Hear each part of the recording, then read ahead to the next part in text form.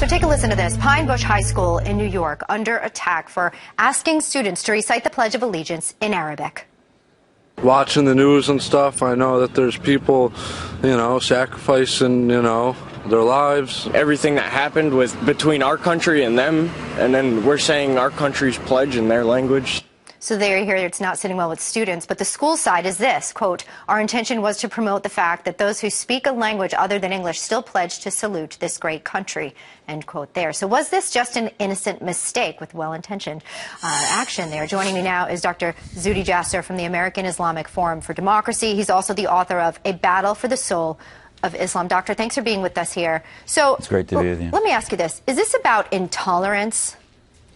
Oh, absolutely not. I mean, we have to look at what's happening. We are at war, Elizabeth, and yes, Arabic is my mother tongue, and I love my language and the Arabic culture, but this is not in a vacuum, and they didn't decide to just sort of recite Arabic literature. They're reciting the Pledge of Allegiance. Imagine, Elizabeth, in World War II, if we had decided to recite the Pledge of Allegiance in German. We weren't fighting all Germans, but we were at a war against evil German nationalists, and that would have struck a nerve in America that would have been absurd. So again, we are at war against the ISIS, against the Islamic State, against radical Islam. They use my scripture, they use my Arabic language in a way that I find offensive.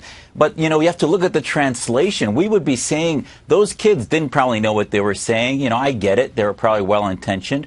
But what they were saying in Arabic would be lost in translation. It's the exact core of what we're fighting. And we have to understand why Americans were outraged. This was part of a week to celebrate foreign languages. So you're saying specifically here, because the context that we're in includes war, it involves wartime, particularly against ISIS. Are you saying that this is so different than them saying it in French, in Spanish, in Italian, and why? It's very different because we are at war against radical Islam, which uses the Arabic language. I mean, let's think about it in Arabic. They would have said, Ummah wahida taht Islam, or under God, or under Allah. So to them, al-Baghdadi is trying to unify the caliphate under that. So the youth, our Muslim youth that might be radicalized, they're Islamo-patriots going to fight with ISIS. So the pledge really strikes at the core of what we're fighting. And, the kids probably didn't know that's what they were wading into.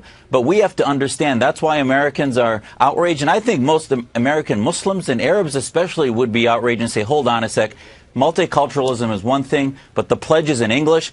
And, I'll tell you, there's a group called the American Muslim Jurists of America. They had on their website back in 2008, don't recite the pledge because it's offensive to Muslims, etc. This is why it should be in English, and we shouldn't translate it, especially against, communities or nations that we're at war with. Yeah, well, it certainly has divided the school, and in this time, it's a tough topic here. Dr. Jasser, we thank you for your expansive perspective always on this issue. Anytime. Thanks, Elizabeth.